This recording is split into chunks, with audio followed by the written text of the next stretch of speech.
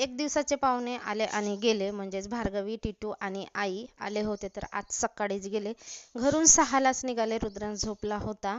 मी म्हटलं झोपला आहे तेव्हाच निघा, नाहीतर तो यायला मागे लागेल. एकतर त्याची तब्येत बरी नाही आहे, त्याच्यामुळे तो काही येऊ शकत नाही. ते गेले. त्याच्यानंतर मी बनवली रुद्रांसाठी शेव. त्याला शेव खायचं होतं. तसंच तब्येत बरी नाही आहे आणि तेलकट खायला नको पाहिजे, पण आता त्याची डिमांडच होती शेव खायची, तर शेव बनवून दिला.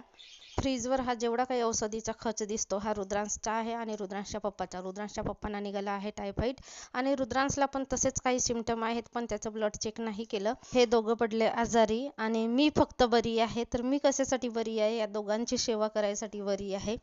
तर काल झाला भरपूर पाऊस आमच्याकडे आणि त्याच्यामुळे बऱ्याच ठिकाणी तारा तुटल्या. रुद्रांशच्या पप्पांना दिलं मी चहा नाश्ता, पण त्यांनी फक्त चहा पिलं. नाश्त्यामध्ये मी अळूच्या वड्याचे कांदा, कढीपत्ता आणि जिरं टाकून जे फ्राय केल्या होत्या ते त्यांना भरपूर आवडतात, ते दिल्या होत्या. पण सारखे फोन येत होते